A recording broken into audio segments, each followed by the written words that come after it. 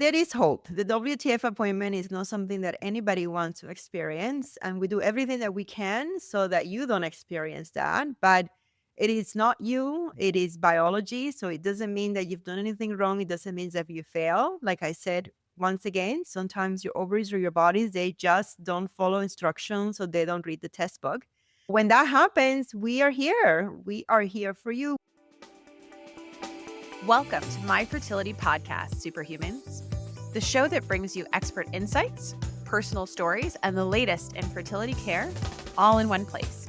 Whether you're starting your fertility journey, navigating challenges, or just exploring your options, we're here to empower you with knowledge, support, and hope.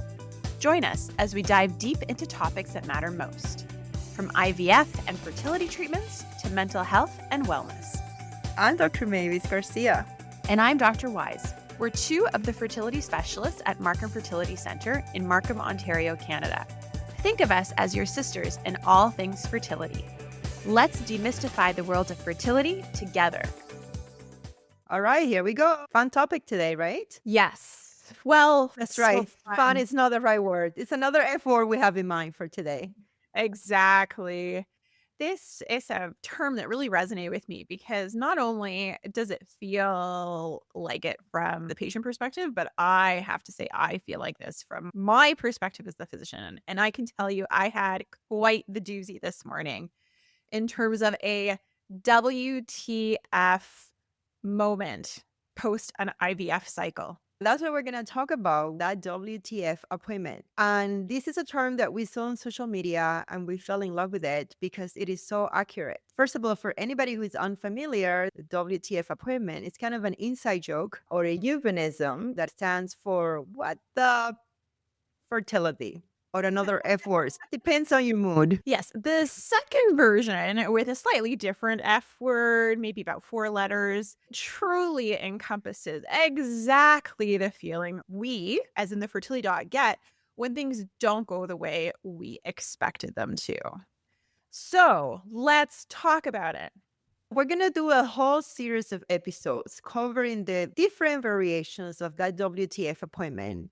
From things like embryo transfer, egg retrievals, maturity eggs, pool fertilization, basically all the different aspects where you're kind of looking at it and thinking, what the actual F is going on?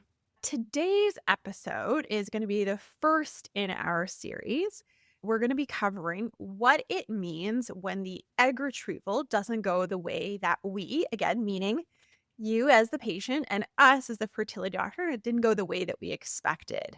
Specifically, sometimes we end up with a lot less mature eggs to work with than we expected.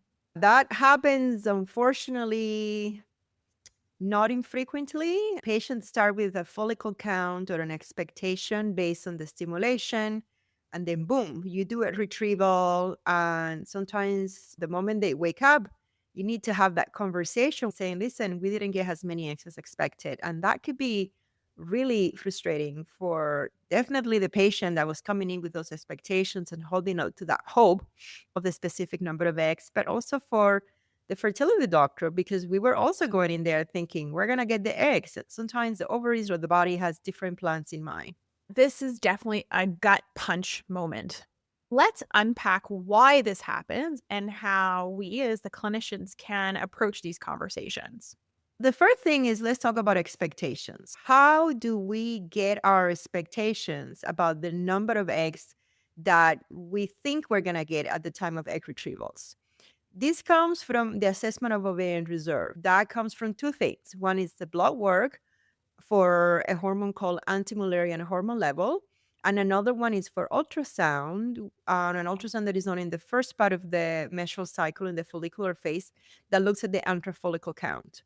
So the antra-follicle count and the AMH level sets the expectation for the number of eggs that we're going to get at egg retrieval before the stimulation even starts. But let's be super clear. Just because we see, for instance, 12 follicles on an antral follicle count ultrasound, the assumption may be that we're going to get 12 eggs. But unfortunately, it's really not that simple. Not every follicle will have a mature egg, and not every follicle will respond the same way to stimulation. We normally set the protocol based on that initial information. If somebody has a high AMH level, then we give less medication because we don't want to overstimulate them. If somebody has a low to medium AMH level, then we give a higher dose of the medication, trying to get as many eggs as possible. But even with the best protocol, we do see a lot of variability. Sometimes you can do a low dose stim cycle where you're getting less medication and getting more number of eggs, or vice versa. Yes, there is so much variability cycle to cycle, and we see it all the time. I mean, there are some patients who might do IVFs, 2, 3 months in a row, and you can get very wildly different egg number outcomes, even with the same patient, even with the same protocol. And that's what makes it so tough to figure out how to make these predictions. We use the AMH level and the antral follicle count to set up the protocol to stimulate the ovaries. But the ovaries have a mind of their own, and sometimes they respond differently to the stimulation that with the ovarian reserve expectation that we had. Sometimes the ovaries produce more follicles than we expected, and sometimes they produce less. The final sort of assessment of the number of eggs that we're expecting at the time of retrieval is the ultrasound that we're doing during the stimulation, in particularly the number of follicles that are 1.7 centimeters or higher when we do the ultrasound on the last day of your stimulation, which is the day of the trigger. That is the ultrasound that we use besides ovarian reserve testing, which is only what we use prior to starting the cycle. But that is the ultrasound that we use to determine how many mature eggs we should be expecting at the time of retrieval. And this is actually a really important point because there's so many patients who we might be seeing on the morning of the retrieval, and their ultrasound on the day of trigger maybe showed, I don't know, 15, 20 follicles. But the follicles that are 1.2, 1.3, 1.1 in size, although they're measured, we don't expect them to contain a mature egg. And therefore, it's really those follicles that are at that certain size that are going to help us predict the egg number. Sometimes it's not even that we got less eggs than maybe you and I expected as the clinicians, but it's really important about setting expectations appropriately so that patients know kind of how we're making those determinations for what we think is quote unquote good from the retrieval itself. And on that note, and I can't speak for all fertility doctors, but certainly the ones at MSC, we do go after every follicle that we see, even if they're measuring 1.2, 1.3, 1.4. But we do use the 1.7 of higher to determine the number of mature eggs that we're going to obtain. But it doesn't mean that we're leaving follicles behind or that we are discriminating based on the size of the follicle. Yes, absolutely true. Very good point. Okay, so now we've kind of, set expectations. We have a good idea of how we're going to predict the number of eggs we get. But then there are issues that can come up at the time of the retrieval itself that can lead to less eggs than expected. And this is one that I don't think we necessarily talk so much about, or maybe there's not so much literature or research. This is not one that people talk about, on social media, right? When patients are talking amongst themselves. And that is that some retrievals are simply way more technically challenging and way more difficult than other retrievals. And that can be for a slew of reasons. And we're going to go into that. But certainly, anytime a procedure like a retrieval is more difficult, more challenging, we're going to get sweatier. We may also not be able to get every egg from every follicle as easily, unfortunately, with a challenging retrieval. So, what is a challenging retrieval? For example, sometimes there could be things like big cysts around the ovaries, like endometriomas. They could be fibroids. The most important thing is your health. We're not going to put a needle when we don't see what we're putting the needle through. We're not going to put a needle through a vessel. We're not going to put a needle through bowel. So if the ovaries are not easily seen, or if they're not seen at all, even with pressure and whatnot, because of these things, or there is a bowel present, or there is a vessel present, then we simply cannot put a needle in a way that compromises your health.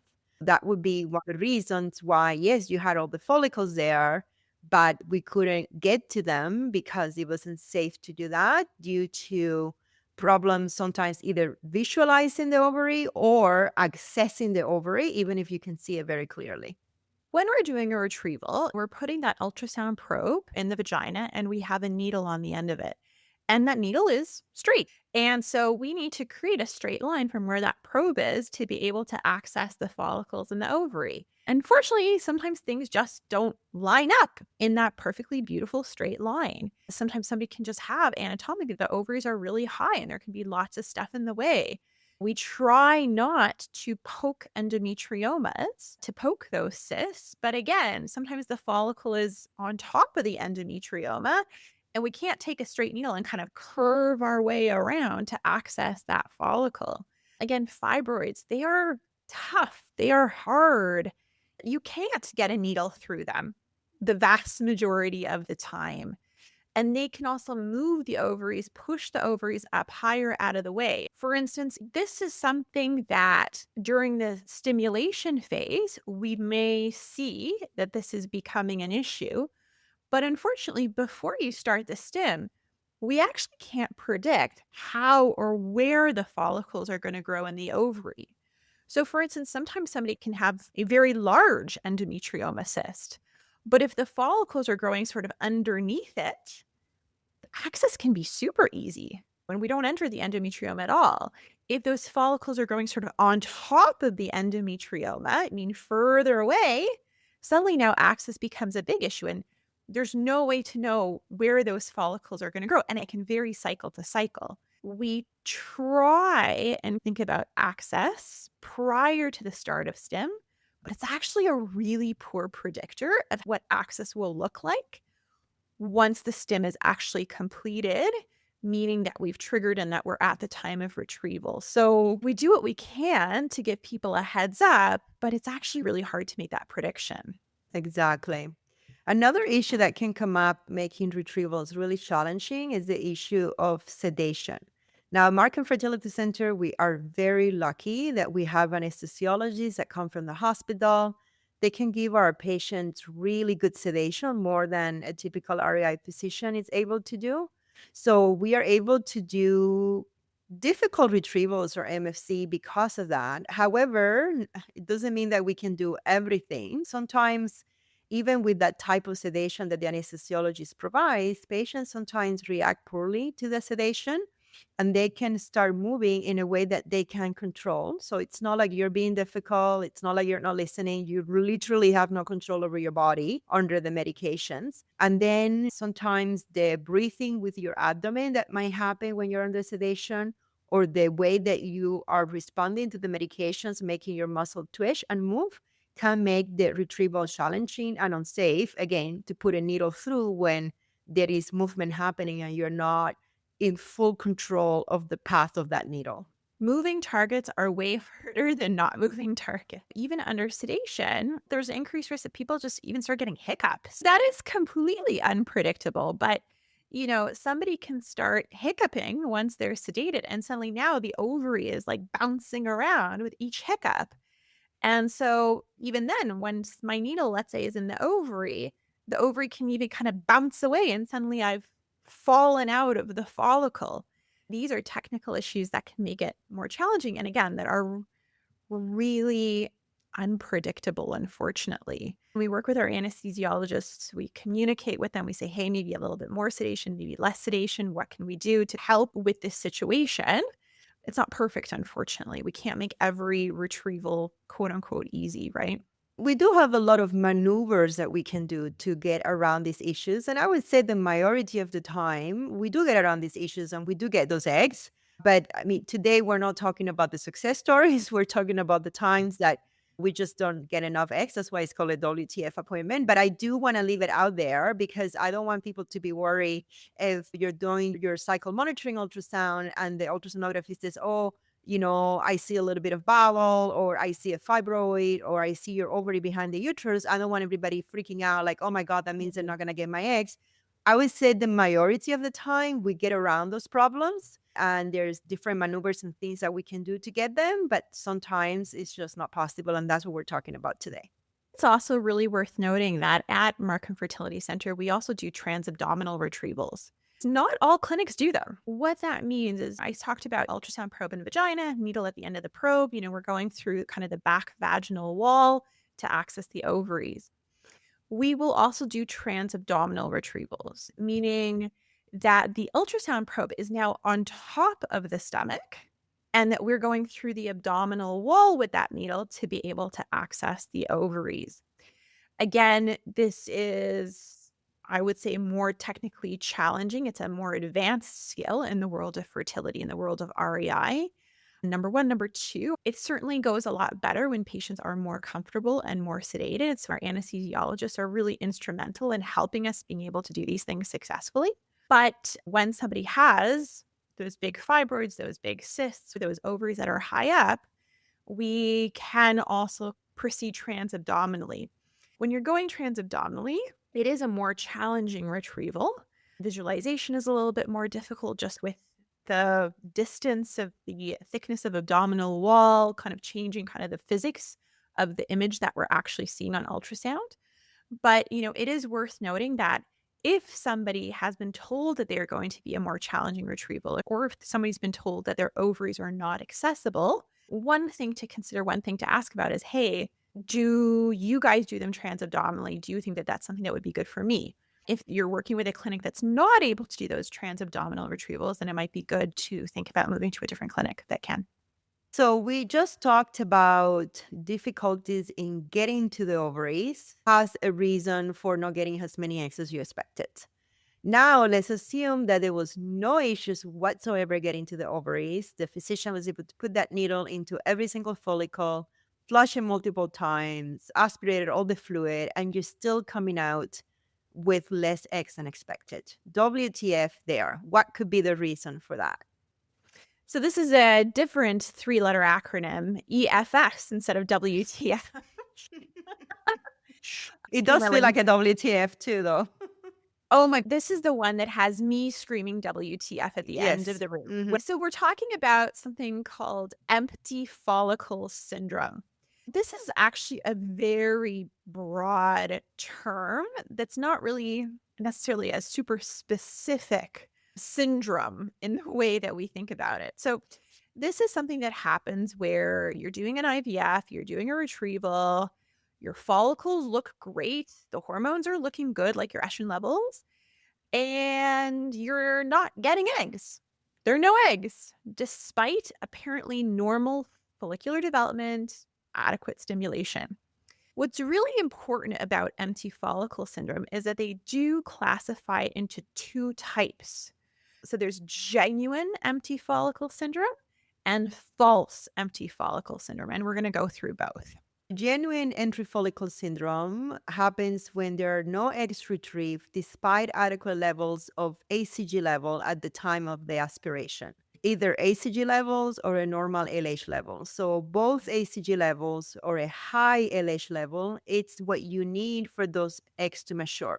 So that's what we call the trigger. The trigger could be an ACG based trigger or it could be an agonist based trigger, raises your LH levels. When we do an agonist trigger, we check the next day after the trigger to see that those levels went up. So if the levels went up, then we expect that there will be the expected number of eggs at the time of the retrieval. Also, when we give you an ACG trigger and there are no eggs at the time of the retrieval, we measure the ACG level in the blood on that day. And if it is a normal level of ACG, then it's what is called true or genuine entry follicle syndrome, which means everything was normal, including the hormones that you need for final follicle maturation.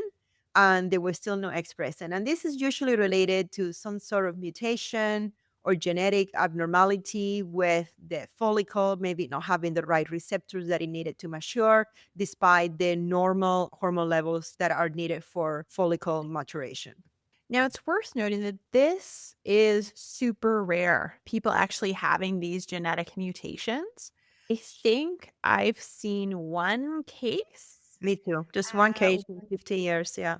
Yeah, when I was a fellow, when I was in training, there was, I think, one person where the fertility physician went so far as to do this type of genetic testing to look for specific genetic mutations that are kind of known. Genuine empty follicle syndrome is actually very, very rare. But again, it is something that can happen. And There's really no way to predict that that's going to be the case until you're actually at retrieval. Now, there is also false entry follicle syndrome, which means that, again, the follicles are there, the retrieval happened, there were no eggs, but this time we can prove that there was not the appropriate level of ACG present to induce that follicle maturation. So, this could be related to errors in the ACG administration or error in the timing, or usually an absorption problem of the ACG level. So that's what a false antifollicle syndrome is all about. And so when we're wondering about this or when we're thinking about correcting it, false empty follicle syndrome can usually be managed by correcting the HC administration protocol, which is really important. If somebody's doing another cycle, there are ways to kind of work with it, meaning we might add more trigger medication, a more aggressive type trigger medication, maybe using HCG and the agonist, maybe higher doses, maybe administering them differently. So sometimes it's subcutaneous versus intramuscular. Sometimes we might play with the timing, meaning the time of trigger to the time of retrieval. In cases, maybe we might sort of increase it potentially to try and give that trigger medication more time to work. But there are ways that we can troubleshoot and have a good chance of doing way better in a subsequent cycle. And in terms of genuine entry follicle syndrome, sometimes there are some genetic screening that can be done to look for mutations. However, not every mutation has been identified for this. So you might do genetic screening and come back negative simply because the mutation that you have hasn't been identified yet. Another thing that I've noticed is sometimes, especially people that have decreased ovarian reserve or people that are a little bit older, they tend to have this problem a bit more. I think when you have a mutation, you might have like no eggs at all.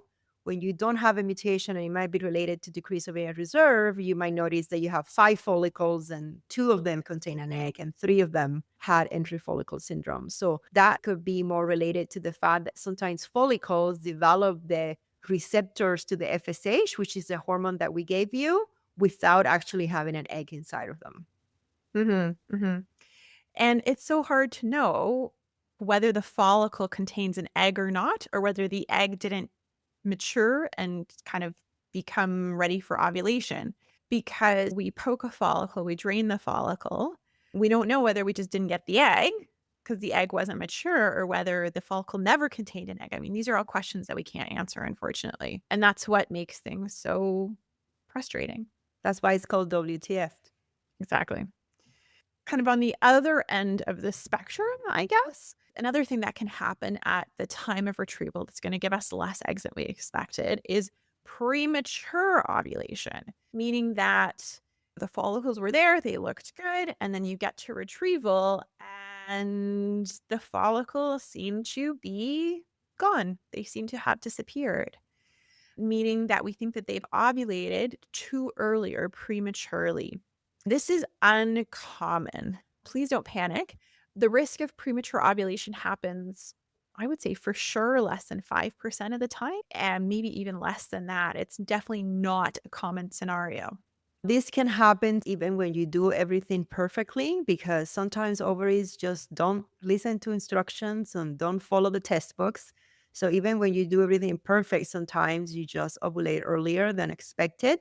It can also happen due to missteps, maybe missing a dose of the antagonist, maybe taking it a little bit later, maybe doing the ACG trigger or the trigger medication earlier than you were scheduled to do.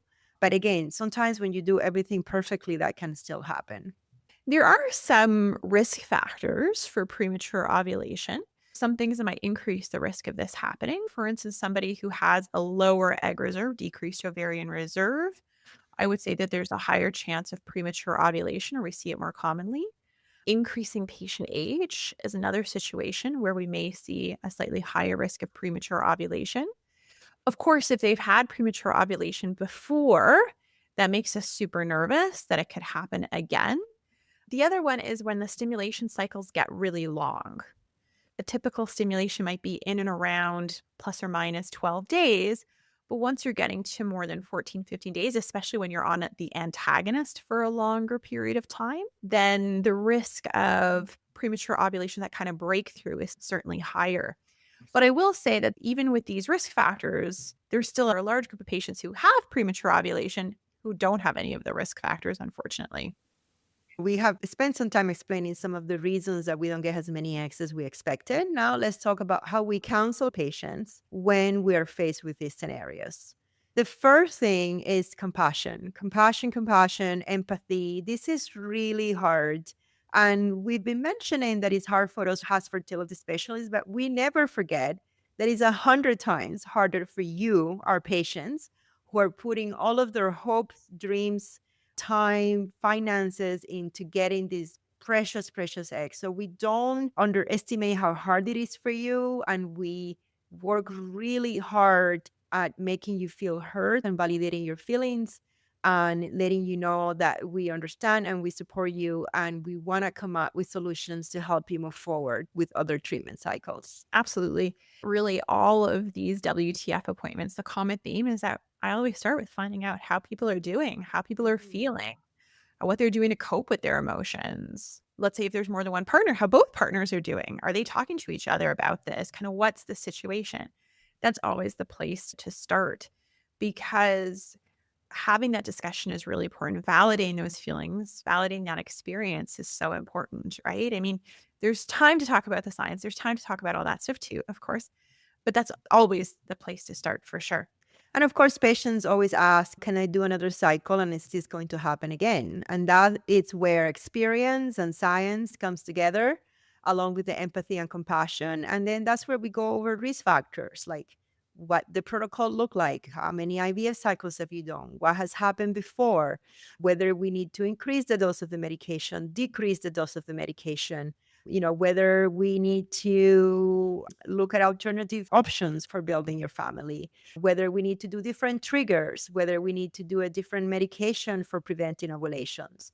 Do we need to give you a double dose of the medication to prevent ovulation? Do we need to do a retrieval at a different time compared to the trigger than you did before? So there is a lot of things that we can do to hopefully get a better outcome next time. And I would say the majority of the times we do. But unfortunately, I mean, everybody kind of wish it wasn't trial and error for sure. This is spoken as somebody who went through 5 IVF cycles myself to have my kids. So absolutely, I wish I could just do it once and get the outcome that I wanted. But there is a lot that we can tweak in other protocols if you wanted to keep going. So it's not usually the end of the road. There is also an element of luck to it, though. And that's a really tough one for me to talk about, actually, I have to say, when I'm talking to patients, because I don't think anybody wants to hear that there is an element of luck or sometimes it's just bad luck. I have a really hard time talking about that one or addressing that, but It feels it's unscientific, right? it feels unscientific and it feels like a cop out. Right. Like it feels like I'm providing somebody with a cop out, like, oh, it's just bad luck. That's not where it's coming from at all. Sometimes a protocol and your flow sheet and everything can look absolutely perfect. And sometimes things just don't work out. I think that there is a lot of variability person to person. I think everybody's physiology is a little bit different. And as much as we talk about personalization and personalizing the protocol to the person, the individual in front of us, we actually don't know how to personalize all the parts. For instance, when somebody is doing their first ever IVF cycle, I'm going to do the 36-hour trigger, 36 hours from trigger to retrieval. Am I personalizing that to the patient? No, I'm not. That's also because I don't have a way to predict that that is good for them or that that is bad for them. And if I go too long, like if I overshoot, we can have premature ovulation. If I undershoot, we might have immature eggs or not get the eggs. And, we might have empty follicle syndrome then. Right. This is to say that everybody talks about personalization of protocols and wanting a personalized protocol. And I 100% believe in that. And I absolutely agree in that. But there are limitations in terms of what we know and what we can do. Yeah, we personalize what we can. We look at their AMH, we look at their intrafollicle count, we look at their prior IVF experience, we look at their age, we look at how many children they want to have. Are they doing PGT? Are they doing a fresh transfer? There is actually a lot of personalization that we do because there are about 100 decisions that we have to make to set up an IVF protocol. And some of those decisions are very personalized, and some of them are not because you just don't have the information to make them personalized. It's also important to mention that we're also tracking people's cycles through the whole stimulation too. A lot of things you might change during the stimulation. For instance, the time from trigger to retrieval. If somebody is showing that the LH is sort of maybe creeping up, if somebody maybe is on antagonist twice a day because their LH was creeping up, that's somebody where I might think about shortening the time from trigger to retrieval. And so watching the stimulation itself and kind of modifying things, being flexible is really important. But again, there is still that element of luck, unfortunately. I love what I've heard you say before. The ovaries didn't read the textbook. Just because I did doesn't mean the ovaries did. And so they might be doing their own thing. And that's just a fact of where we're at with our current understanding of the human body. Now, let's talk about some real patient stories on perspective because there is the science, there is the explanations, but sometimes even when you have that moment where you didn't get as many eggs as possible, the overall outcome can still be very good. And I certainly have lots of stories like that. So I'm going to start with one. This is a patient of mine. This baby is probably now about 2 years old. And she came for her retrieval. She had a lot of eggs. And again, we got into those problems that we are talking about before. She was a little bit overweight. The ovaries were moving constantly. I would put a needle and they would like bounce off. We couldn't quite see safely. And we did all the maneuvers like pressure, the whole thing. And at the end of the day, I only was able to get one egg out of, I think she had 12. However, that one egg fertilized and it turned into a genetically normal embryo because she wanted to do PGT. And that embryo was transferred and it turned into the beautiful, healthy baby. And she has actually shared the story on Instagram. I won't tell you her handle because she hasn't given me permission to do that, but that's the way that went. That's fantastic. That's a beautiful story. And it is absolutely true. I mean, you never know how a cycle is going to go until it's over. People talk about it being a roller coaster. That's because there are constant ups and downs and twists and turns. And you really don't know where you're going to end up until it's the end of the cycle. Yeah. And for sure, I remember I did that retrieval to my patient. I had that conversation with her and she was very upset. I was very upset. But at the end of the day, we looked at each other and we both said it. All it takes is one. And throughout her journey from fertilization to PGT testing to transfer, every time she saw me, she kept saying, I keep repeating it 100 times a day. All it takes is one. All it takes is one. And she just kept using that sentence and holding on to that. And yeah, it worked. I can think of a patient that I had who came to me after having done previous IVF cycles. I was lucky to have extra information and to know a little bit more about her ovaries. So I was entering this and from a very privileged position, I will say, but she had a history of premature ovulation. I think she had prematurely ovulated like twice before. Her egg reserve was very low. Her cycles were already irregular. She was perimenopausal. And so we were planning another IVF cycle. We had to do IVF, I believe, because partner sperm was poor. And so there was no opportunity for thinking about things like IUI or intercourse, for instance. And that's why we still really wanted to move forward with IVF. And I remember having a really frank discussion with her. And I said, well, I don't know what your time from trigger to retrieval should be. I really don't know. X number of hours has been tried, Y number of hours has been tried, Z number of hours has been tried, with the more antagonists and trying to suppress the ovulation and all this. And I said, you know what?